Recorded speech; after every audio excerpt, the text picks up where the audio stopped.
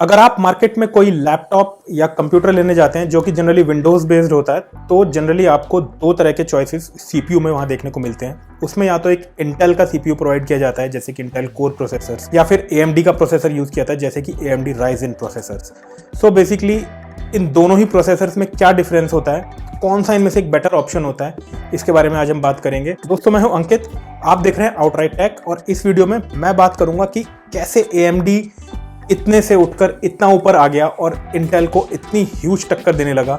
Evolution of AMD processor, किस तरह से उन्होंने मार्केट पर इतना कब्जा किया, इतना नेम एंड फेम कमाया, किस तरह से ये सब अचीव किया। चलिए इस पर बात करते हैं। ज़्यादा पीछे नहीं जाऊंगा, कुछ साल पहले तक भी एएमडी इतना पॉपुलर ऑप्शन नहीं था कंप्यूटर्स या डेस्कटॉप के या लैपटॉप के प्रोसेसर्स के लिए। लेकिन पिछले कुछ सालों में एएमडी ने बहुत अच्छी प्रोग्रेस दिखाई है और अपने आप को इंटेल के सामने, जो कि मार्केट का शहंशाह हुआ करता था लैपटॉप्स या सीपीयू, डेस्कटॉप सीपीयूज़ के लिए, उसके सामने बहुत अच्छा चैलेंज प्रोड्यूस किया है। ना सिर्फ इंटेल के बराबर आकर खड़ा हो गया एएमडी, और कई केसेस में उससे बेटर परफॉर्मेंस वाले सीपीयू भी बना रहा है आजकल। इतना ही नहीं, प्राइसिंग और परफॉर्मेंस के मामले में भी एएमडी इंटेल से कहीं कहीं बेटर प्रूव करता है अपने आप को, जो कि बहुत ही काबिल तारीफ है।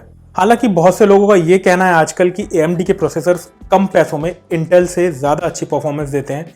इस बात से मैं बहुत ज़्यादा एग्री नहीं करता, क्योंकि कुछ केसेस ऐसे हैं जहां पर इंटेल अभी भी एएमडी से बेटर वैल्यू प्रोपोजिशन देता है। जैसे कि कोई नॉर्मल सा कंप्यूटर हम बना रहे हैं जिसमें बहुत ज़्यादा गेमिंग या वीडियो एडिटिंग टाइप के टास्क की ज़रूरत नहीं है, हमको simply day to day browsing के लिए या स्टूडेंट्स के लिए पढ़ने के लिए कोई लैपटॉप चाहिए, तो वहाँ पर इंटेल के प्रोसेसर्स आज की तारीख में भी मुझे लगता है कि एक better value for money proposition लेकर आते हैं। सो जैसे कि इंटेल लेकर आता है core i3, i5, i7, i9 वाले प्रोसेसर्स, उसी की तरह एएमडी लेकर आता है राइजन 3, 5, 7 प्रोसेसर, जो कि स्टार्टिंग में आने शुरू हुए थे। वो राइजन 3, 5 और 7 वाले प्रोसेसर आने शुरू हुए थे। इंटेल के प्रोसेसर के बारे में, core i3, i5, i7, i9 के बारे में अगर आप जानना चाहते हैं डिटेल में, तो मैंने उसके लिए एक वीडियो बनाया था पहले, उसको आप इस लिंक पर जाकर देख सकते हैं। अब इसके बाद 2018 में जब एएमडी ने अपने प्रोसेसर्स की सेकंड इटरेशन को लॉन्च किया, जो कि 12 nm की प्रोसेस पर बेस्ड थे। वेल, इसको आप कुछ इस तरह समझ सकते हैं कि जितना कम ये nm नंबर होगा उतना ही बेटर एक प्रोसेसर परफॉर्म करता है।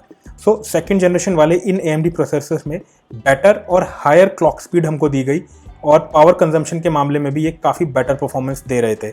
इतना ही नहीं, इनके साथ एएमडी का थ्रेडरिपर प्रोसेसर भी अनवील किया गया था, जो कि एक परफॉर्मेंस बीस्ट था, क्योंकि जहां राइजन प्रोसेसर्स में 8 कोर और 6 थ्रेड दिए जाते थे, वहीं थ्रेडरिपर वाले प्रोसेसर में 12 से लेके 32 कोर और 24 से लेके 64 थ्रेड्स तक के ऑप्शन प्रोवाइड किए गए थे। This really is insane performance. इस पर 3D रेंडरिंग और हाई एंड वीडियो एडिटिंग में एक दमदार परफॉर्मेंस हमको देखने को मिलती थी, और इंटेल के हाई एंड प्रोसेसर से भी बेटर परफॉर्मेंस ये डिलीवर करते रहे हैं। इसके बाद 2019 में दोबारा एएमडी ने अपनी प्रोसेसर्स की लाइनअप को रिफ्रेश किया और एक नया वर्जन, नई जनरेशन लेकर आया एएमडी राइजन 3, 5 और 7 की। साथ ही में अनवील किया गया एक नया प्रोसेसर जो कि था एएमडी राइजन 9। ये एएमडी राइजन 9 लेकर आता था 16 कोर वाला सीपीयू, और इस एएमडी राइजन 9 की वजह से ही इनकी पॉपुलैरिटी उस टाइम से लेके अभी तक आसमान छूने लगी। बहुत ही शानदार और दमदार परफॉर्मेंस ये प्रोसेसर प्रोवाइड करता है। अब अगर मैं इसको एक छोटे से कंपैरिजन की तरह एक्सप्लेन करूं, तो इंटेल का जो कोर i7 प्रोसेसर आता है वो अपने एएमडी काउंटर पार्ट यानी कि राइजन 7 प्रोसेसर से स्लाइटली थोड़ा सा महंगा जरूर होता है, लेकिन परफॉर्मेंस के मामले में एक बैलेंस्ड और ऑप्टिमल परफॉर्मेंस प्रोवाइड करता है।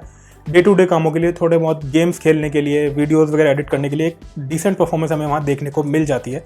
और ये ऑप्टिमल परफॉर्मेंस हमको सीपीयू को हाई परफॉर्मेंस के लिए कॉन्फ़िगर किए बिना ही मिलती है, and that really is impressive and saves us some money in our power bills to.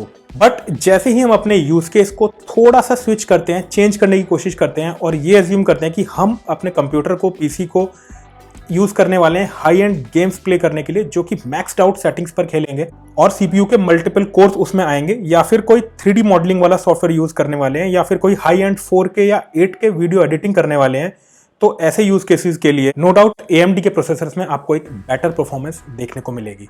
Well, जब इनिशियली एएमडी के प्रोसेसर्स आने शुरू हुए थे तो ये बजट पीसी में यूज किए जाते थे, जो कि चीप और सस्ते पीसीज में आते थे, लेकिन टाइम के साथ साथ इन्होंने बहुत इंप्रूव किया अपने आप को।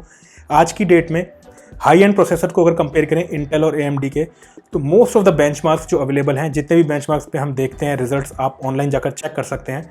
AMD के प्रोसेसर्स इंटेल से कहीं आगे आपको दिखेंगे, बीट करते दिखेंगे आपको इंटेल के प्रोसेसर्स को। सो अगर मैं अपनी पर्सनल ओपिनियन आपको दूं, तो मेरे को अगर कोई पीसी या डेस्कटॉप लेना होगा, हाई एंड पीसी या डेस्कटॉप लेना होगा, तो मैं उसमें प्रेफर करूंगा कि AMD का प्रोसेसर लूँ, प्रिफरेबली Ryzen 9 या Ryzen 7 एटलीस्ट। इनमें से कोई प्रोसेसर लेना पसंद करूंगा। और जिस तरह की प्रोग्रेस AMD ने शो की है और पिछले कुछ सालों में इंटेल के बराबर में आकर वो खड़ा हो गया है, एक बहुत अच्छा ऑप्शन दिया है। इंटेल के एक छत्र साम्राज्य को तगड़ी चुनौती दी है, कहीं कहीं उसको हरा भी दिया है उसने। तो it's really incredible on AMD's part. I think इस वीडियो में अभी के लिए इतना ही। उम्मीद करता हूँ वीडियो आपको अच्छा लगा होगा। वीडियो देखने के लिए थैंक यू। चैनल को सब्सक्राइब करना बिल्कुल मत भूलना और दबा देना नोटिफिकेशन बेल का आइकन, ताकि आपको मिलते रहे नए वीडियो के अपडेट्स सबसे पहले। Thanks for watching, take care friends, फिर मिलेंगे जल्दी।